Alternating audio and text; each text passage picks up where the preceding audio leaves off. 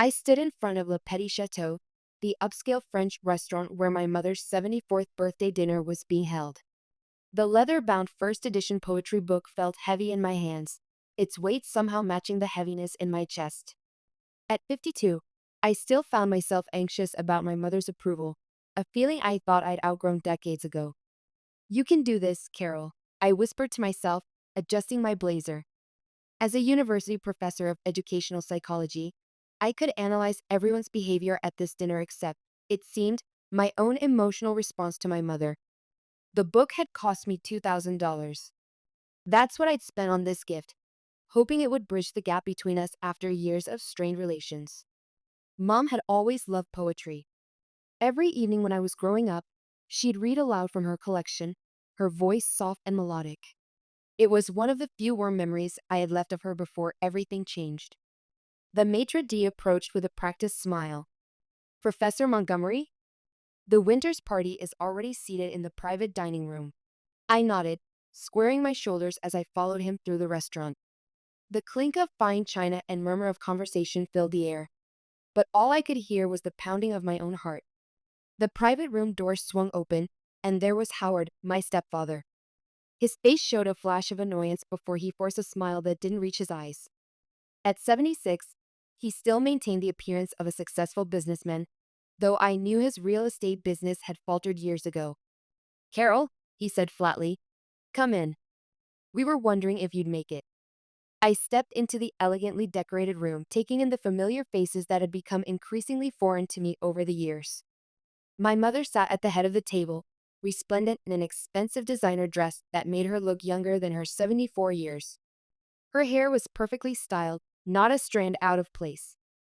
Around her were her friends, my stepsisters Peggy and Linda, and their partners. They all turned to look at me, their conversations pausing momentarily. "Carol," my mother's voice carried across the room as she spotted me. "You're finally here." The subtle emphasis on finally wasn't lost on me, though I was only 5 minutes late. "Happy birthday, Mom." I managed to smile and approach the table, holding out the carefully wrapped book. "I thought you might like this." Her eyes lit up at the sight of the beautifully wrapped package, and for a moment, I felt a spark of hope. Maybe this would be the turning point in our relationship. Maybe this thoughtful gift would finally make her see me as worthy of her attention again. She tore open the wrapping paper eagerly, but as soon as she saw what was inside, her expression changed. Her lips pressed into a thin line of disappointment, and she set the book aside without even opening it. "A book," she said flatly. "How thoughtful." The room seemed to grow quiet, and I felt everyone's eyes on me. Linda whispered something to Peggy, and they both smirked behind their wine glasses. "It's a first edition of Seasons of the Heart," I explained, feeling foolish as the words left my mouth. "That collection you used to read to me when I was young. Remember how you always said you wished you had a first edition? I found one through a rare book dealer in Boston." "Thank you, Carol," she said, but her voice was cold, her eyes already looking past me toward Howard, who was holding a small velvet box. "Howard, darling, is that for me?" The rest of the evening was torture. Mom barely spoke to me, though she laughed and chatted with everyone else. She exclaimed with delight over Howard's diamond bracelet and fawned over the matching designer handbags my stepsisters had given her. I sat at the far end of the table, picking at my Coke au vin, wondering why I thought things would be different this time. Flashback. 10 years ago. It all started 10 years ago when I was 42. That's when my whole world fell apart. Dad got sick, pancreatic cancer, and within 6 months, he was gone. I was devastated, completely lost without him. Thomas had always been my rock, the one person who truly believed in my academic pursuits when everyone else thought I was wasting my time pursuing a doctorate in my late 30s. "You've always had your father's stubborn determination," Mom had said, not quite managing to make it sound like a compliment. I expected Mom and I would grow closer through our shared grief. Instead, she met Howard just 2 months after the funeral. Within 6 months, they were married and Howard and his daughters moved into my parents' house. I was busy establishing myself in academia, watching from a distance as my childhood home transformed into a place I no longer recognized. Every time I visited and walked into a room where Mom, Howard, And the girls were, they'd stop talking. They'd give me these looks, like I was interrupting something important. Mom started spending all her time with her new daughters, taking them shopping, attending their social events, all the things she rarely did with me even before Dad died.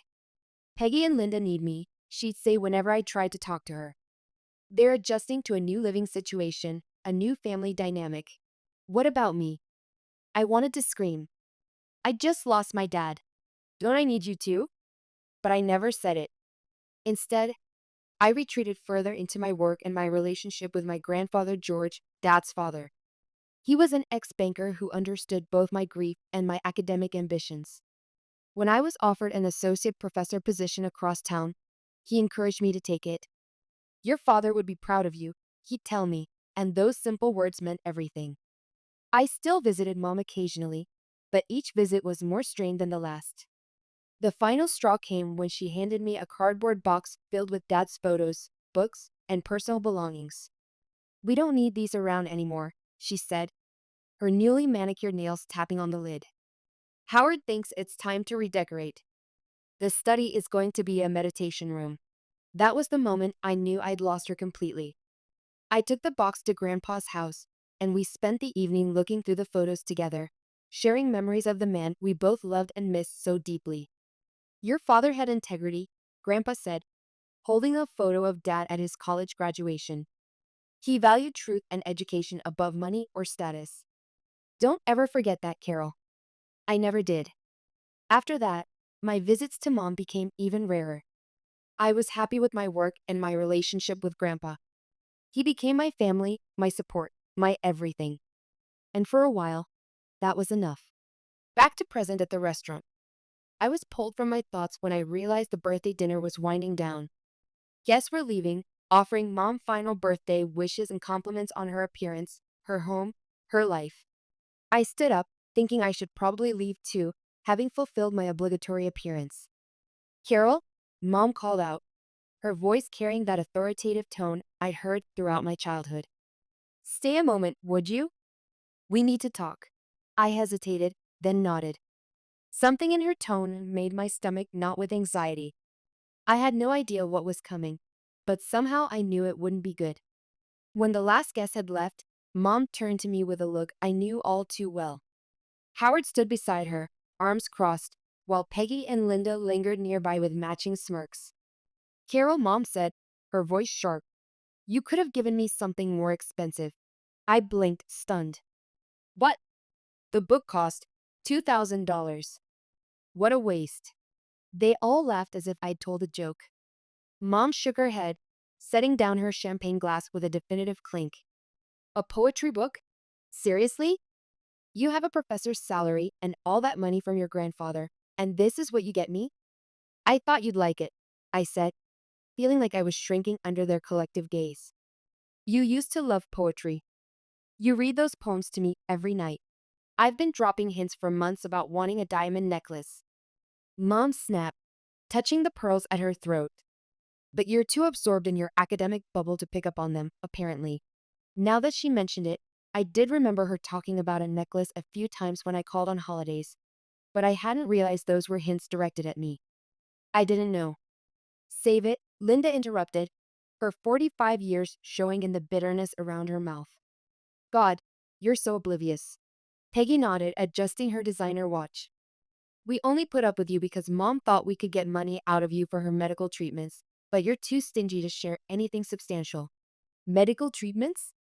I looked at Mom, waiting for her to explain or defend me. She didn't. Instead, she nodded in agreement. You've always been selfish, Carol, she said, swirling the last of her champagne. Ever since you were a child, with your nose always in a book instead of helping around the house. I couldn't believe what I was hearing. I've been giving you money whenever you ask. 10,000 for those supposed health issues last year, another 5,000 for what you said was emergency dental work. Pocket change, Howard scoffed, his jowls quivering with indignation. Your grandfather left you $400,000 plus his house. You could be more generous with your family. Mom stood up, gathering her gifts but pointedly leaving my book on the table. Get out, and don't bother coming back until you're ready to be a real daughter. one who cares about her mother's happiness. I left without another word, tears blurring my vision as I drove home to the house I'd inherited from Grandpa. How could I have been so naive? I thought we were rebuilding our relationship, but it had always been about money. Night at home. That night, I couldn't sleep. Around 2 a.m., I put on my reading glasses and checked social media, a habit I usually avoided before bed. My stomach dropped when I saw Mom's latest post. She had photographed my gift, the rare poetry book, discarded on what looked like their kitchen counter. The caption read, "A useless thing from the most useless and greedy daughter in the world. A university professor who can't even remember her mother's taste." Her friends had already filled the comments section with support for her and criticism of me. "You deserve better than such a stingy daughter," one wrote. "What a thoughtless gift from someone who's supposed to be educated," said another. "This is why I never encouraged my daughters to pursue academics. They lose touch with what really matters," wrote a third. As I scrolled through the hateful comments, my sadness transformed into something harder and colder. This was the last straw. For years, I'd let Mom walk all over me, desperate for any scrap of affection. No more. I set my tablet aside and moved to my home office, the room I'd preserved exactly as Grandpa had left it. The worn leather chair creaked as I sat down, and I ran my fingers along the smooth wood of his desk, drawing strength from the memory of his integrity and wisdom. I remembered something Grandpa had mentioned a year before he died, something about Mom and money. It was time to dig into his old files. The next morning, after a fitful sleep, I went to Grandpa's filing cabinet where he kept important documents. His organizational system was meticulous, reflecting his years as a banker. After an hour of searching, I found it, a legal receipt signed by my mother. According to this document, Grandpa had loaned her $150,000 to start her bakery business, with the explicit condition that he could demand repayment at any time. As his heir, that right now belonged to me. I sat back in Grandpa's old leather chair, thinking about what happened after Mom got that loan. It was about a year after Dad died. Mom had shown up one day at Grandpa's house, barely acknowledging me before asking to speak with him privately. They were in his office for over an hour. "What did Mom want?" I'd asked when she left without saying goodbye. "She needed money to start a business," Grandpa explained, looking troubled, his weathered hands sorting through the paperwork. "I agreed to loan her $150,000, but only if she signed a legal document promising to repay it when requested. You're giving her money after how she's treated me? Treated us?" I couldn't keep the shock from my voice. "Carol," he said gently, his eyes kind but determined. "I'm still her father-in-law, and this way, I have some leverage if we ever need it.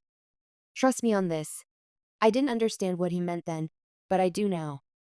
Grandpa was always thinking ahead, his banker's mind evaluating all possible futures. After getting the money, Mom opened a cake shop in a trendy part of town. It did well, and soon she was flaunting her success on social media, posting pictures of her new car, fancy vacations with Howard and the girls, always with captions about being a self-made businesswoman. There was never any mention of the loan that had made it all possible. Then, just after I received tenure, Grandpa had a massive heart attack. He was gone before I could even get to the hospital to say goodbye. I was devastated, completely lost without him. He'd been my rock for years, the only real family I had left. According to his will, everything he owned, the house and $400,000 in savings, went to me. I wasn't surprised. What did surprise me was Mom showing up at the house the day after the funeral, demanding her fair share of the inheritance. I was his daughter-in-law for 40 years, she insisted, standing in the foyer with her hand outstretched as if expecting me to write her a check on the spot. I refused. We argued. She called me selfish and ungrateful. I told her she had no right to Grandpa's money after the way she'd erased Dad from her life. She left in a fury, and we didn't speak for 3 years. During that time, I settled into a comfortable life. I had my professorship, lived in Grandpa's paid-off house, and had his savings wisely invested. I wasn't rich by academic standards, but I was secure and independent. I found fulfillment in my students and in volunteering for a weekend reading program for underprivileged children.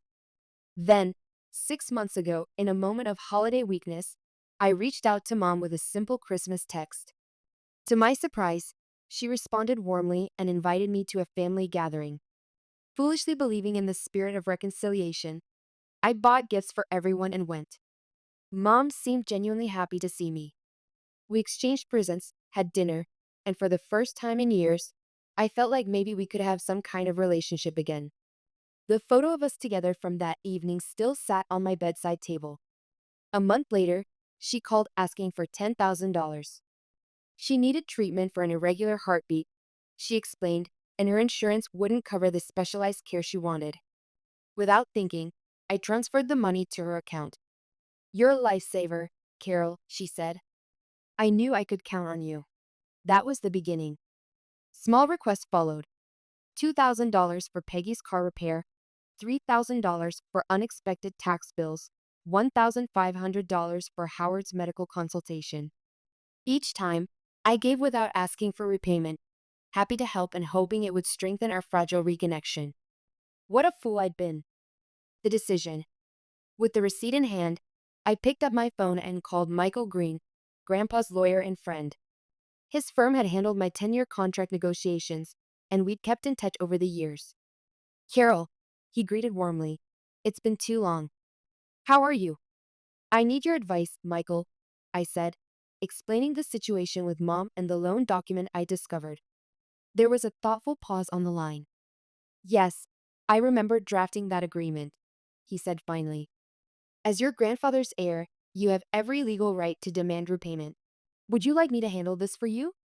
His voice was professional but gentle, understanding the emotional complexity behind my request. "Yes," I said firmly, my professor's voice taking over, the voice I used when setting clear boundaries with difficult students. I would. The next morning, I woke up with a clarity I hadn't felt in years.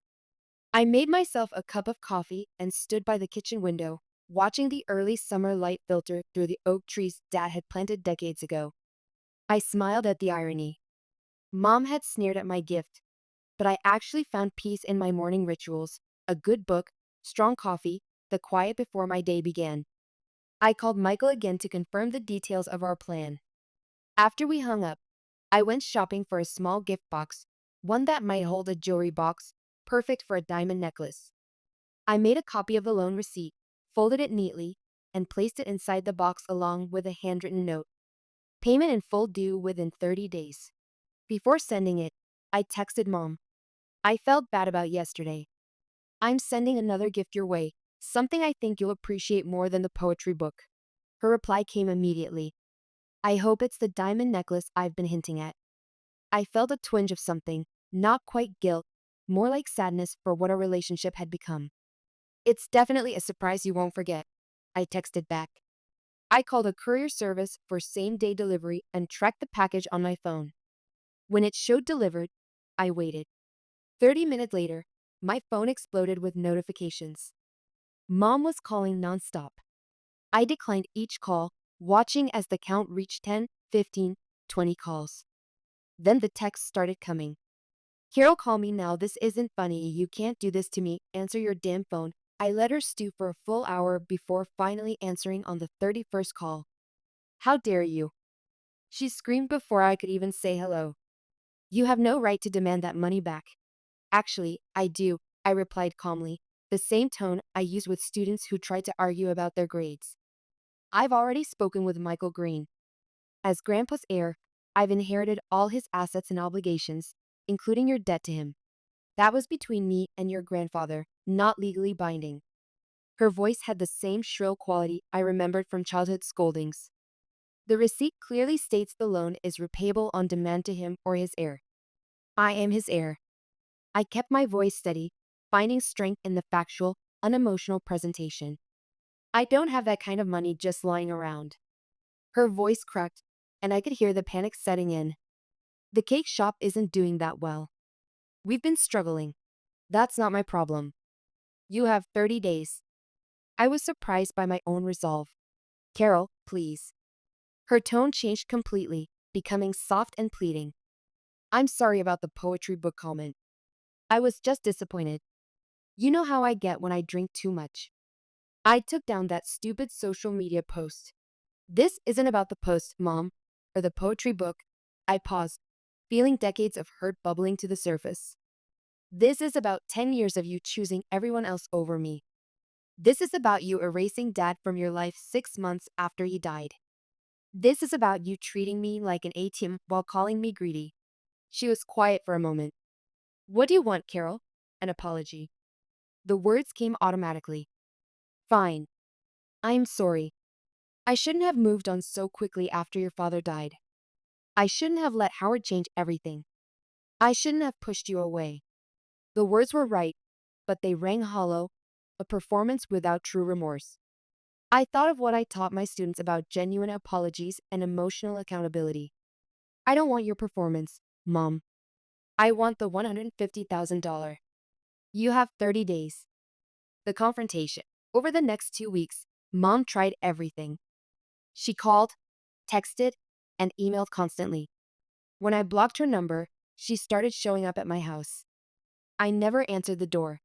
Once, I watched through the window as she stood on my porch for almost an hour, alternating between knocking and sitting on the steps with her head in her hands. She looked older, more vulnerable, but I hardened my heart against decades of manipulation.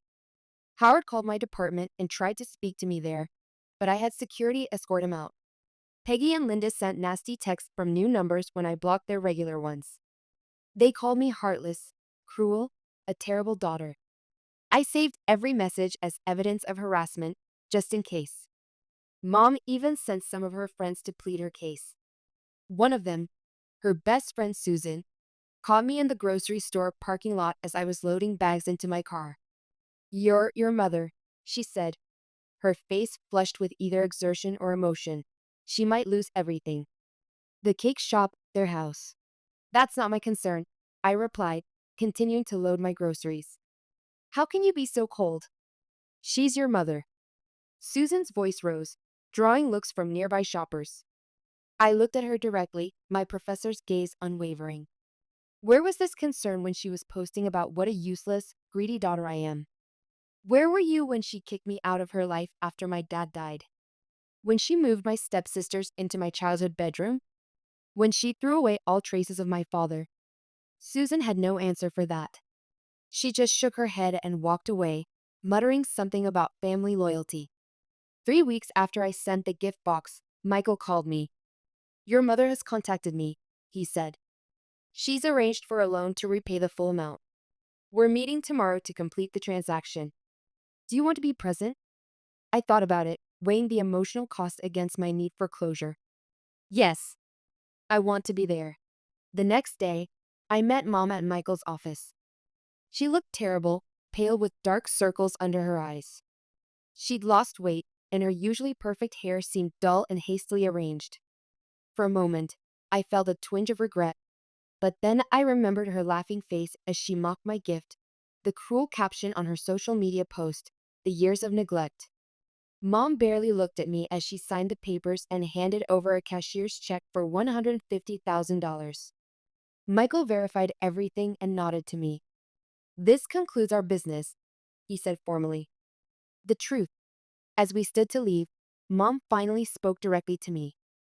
"I hope you're happy now," she said, her voice flat. "You've ruined us, just like you always wanted." "I never wanted to ruin you, Mom," I said quietly, feeling the weight of decades between us. "I just wanted you to love me the way you loved your new family." "You know what?" She laughed bitterly, adjusting her purse strap with shaking hands.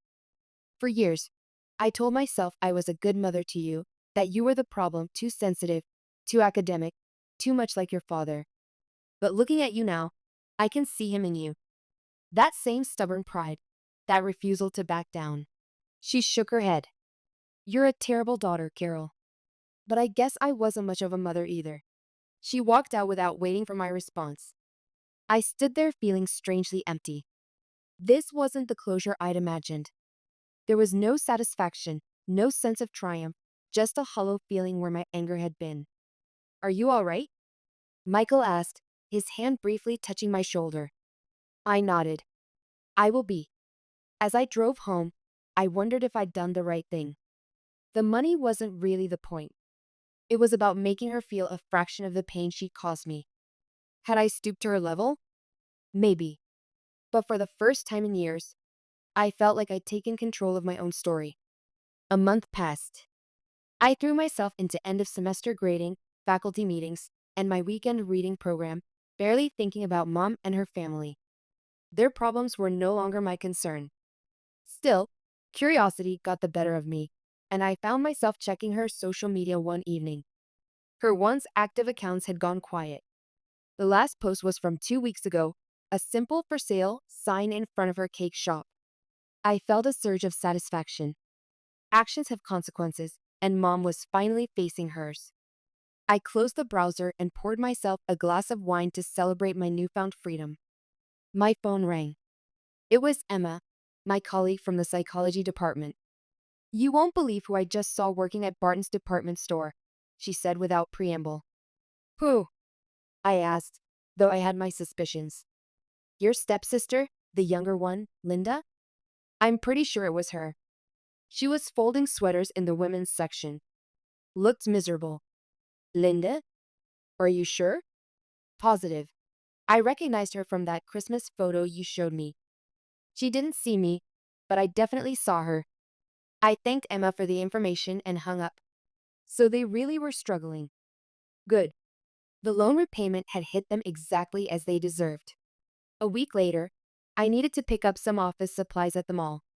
As I turned down an aisle in the stationery store, I saw her, Peggy, the older stepsister, working behind the counter in a store uniform. She saw me too. Our eyes met briefly before she quickly disappeared into the back room. I finished my shopping without hurry. As I loaded my bags into my car, I noticed someone watching me from across the parking lot. It was Mom, smoking a cigarette on her break. When she saw me looking, she dropped the cigarette and stormed over. "Happy now?" she asked, her voice hard but trembling slightly. She was wearing a supermarket uniform, the polyester material ill-fitting on her thin frame. "Actually, yes," I replied calmly.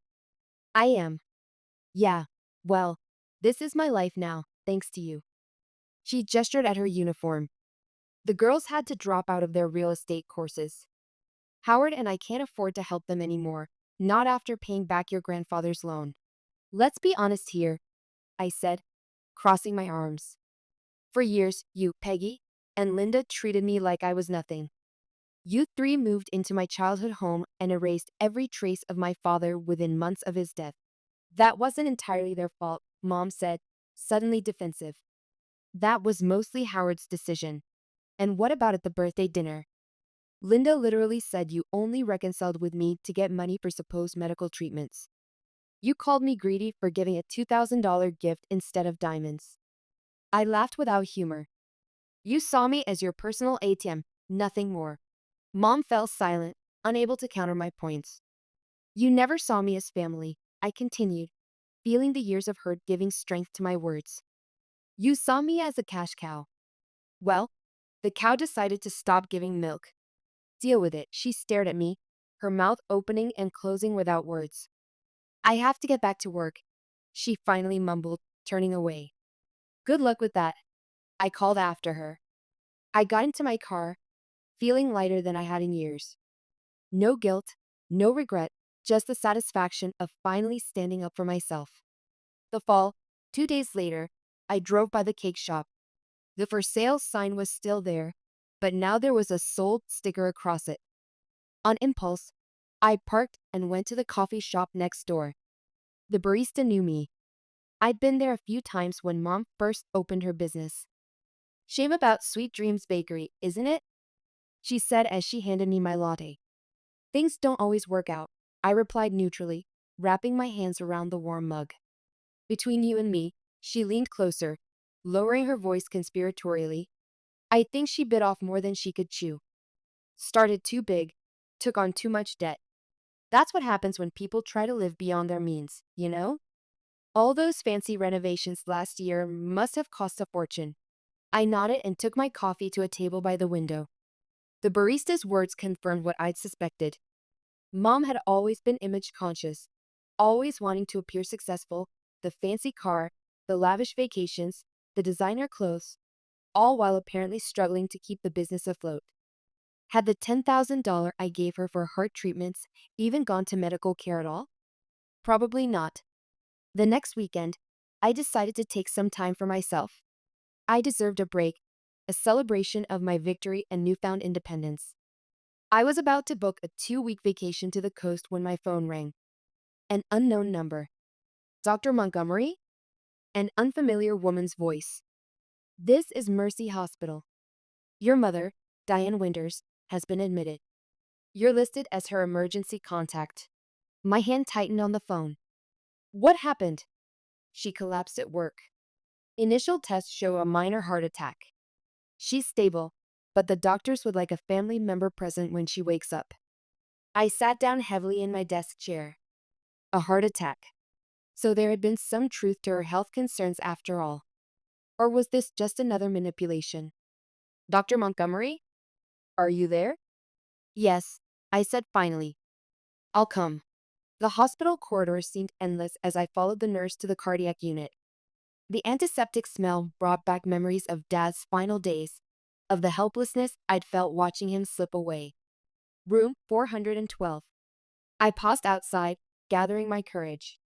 Through the small window in the door, I could see my mother lying in the hospital bed, looking small and frail against the white sheets. No makeup, no perfect hair, no designer clothes. Just an old woman with tubes and monitors attached to her. I entered quietly.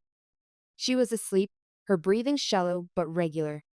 I sat in the visitor's chair, watching her chest rise and fall, feeling strangely detached. Was I supposed to feel something? Sadness? Worry?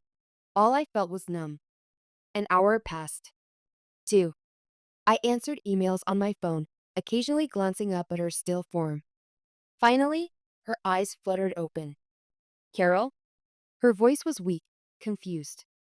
What are you doing here? You had a heart attack, I said simply. The hospital called me. She closed her eyes again, as if processing this information. When she opened them, there was something different in her gaze, a vulnerability I'd rarely seen. I didn't think you'd come, she whispered. I almost didn't, I admitted. We sat in silence for a long moment, the only sound the steady beep of the heart monitor. I did have heart problems, she said finally. Not all of it was a lie. But I used it. Used you. The money went to Peggy and Linda's real estate courses, to Howard's gambling debts, to keeping up appearances. Her eyes filled with tears. I've been doing that my whole life, you know? Keeping up appearances. I didn't respond, waiting for her to continue. After your father died, I was terrified, she said, her voice stronger now. Terrified of being alone, of having nothing. Howard seemed like security. His daughters.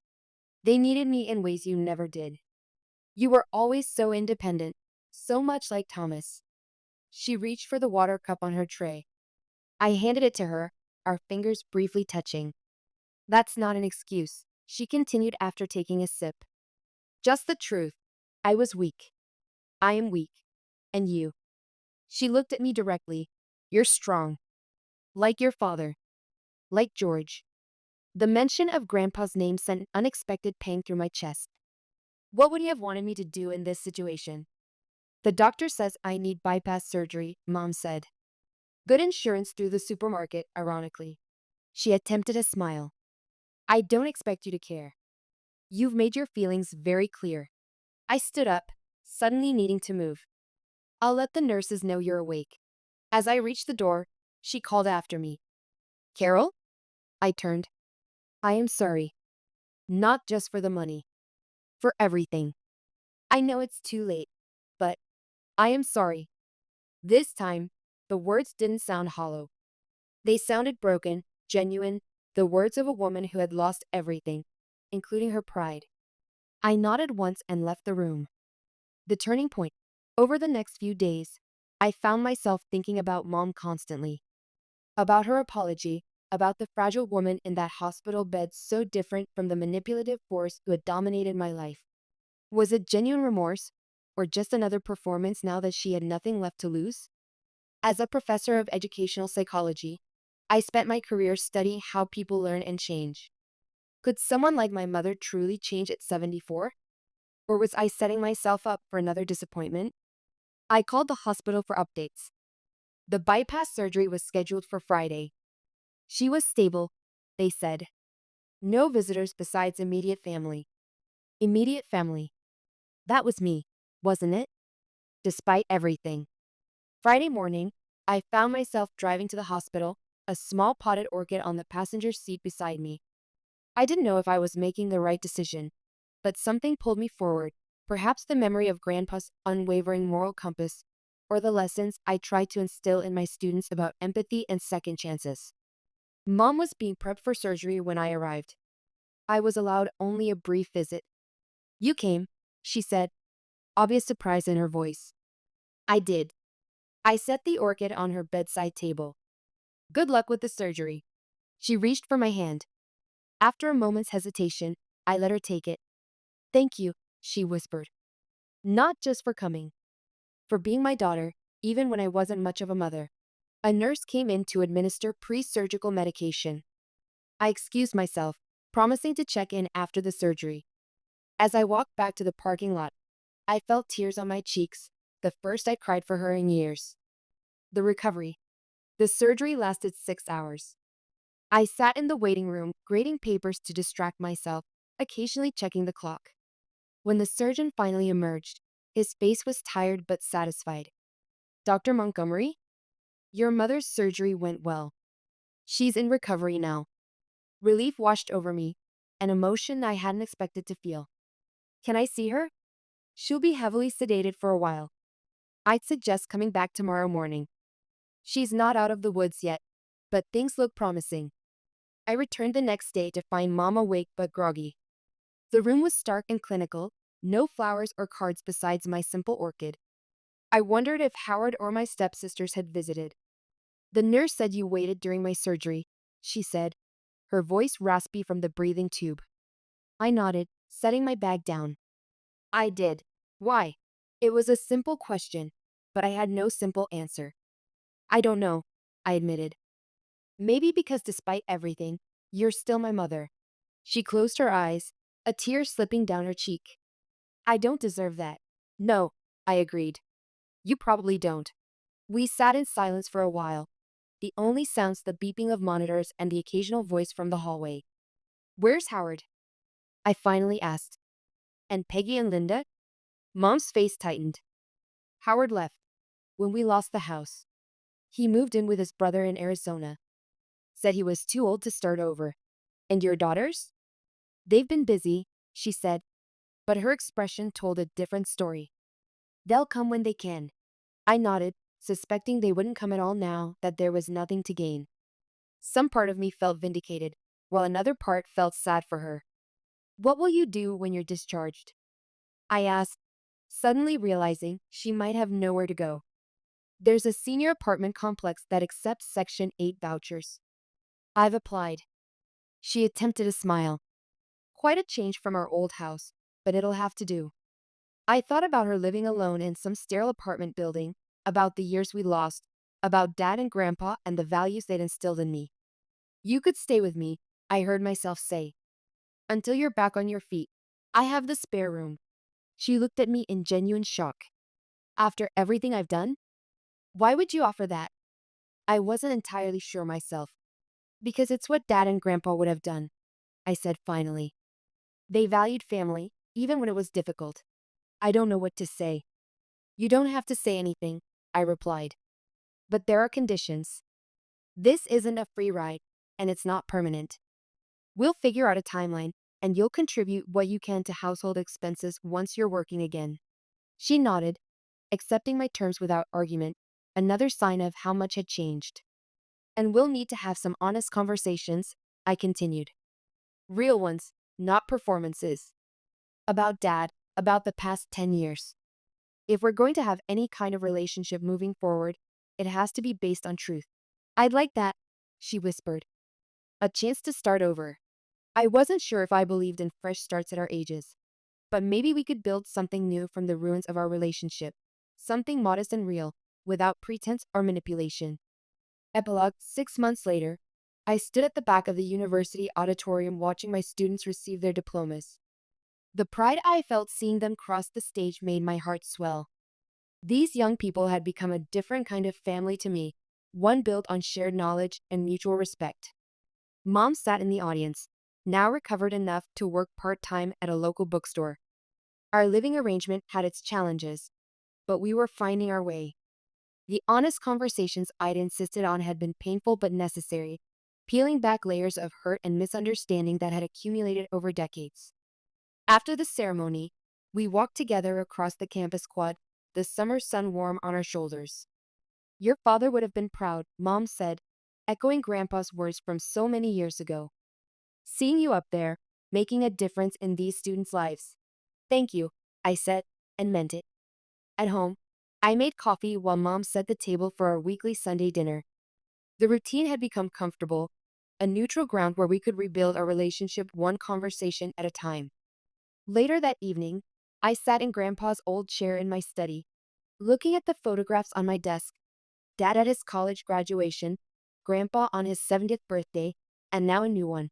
Mom and me at the bookstore where she worked, both of us smiling tentatively at the camera. It wasn't perfect. There were still moments of tension, old patterns that threatened to resurface. But there was also something new growing between us, a cautious respect, a tentative forgiveness. The weekend reading program was expecting me the next morning.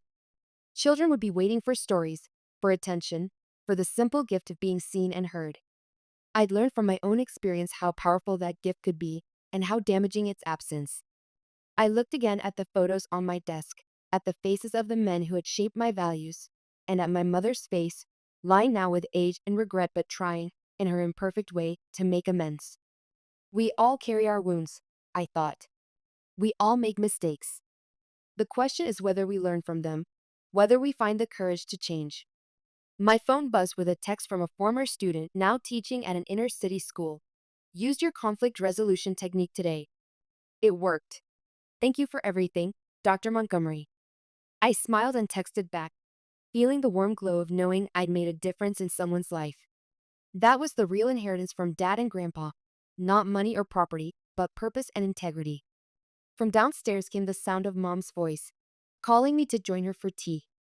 I headed down, ready to continue our journey of rediscovery, two imperfect women finding their way back to family, one conversation at a time.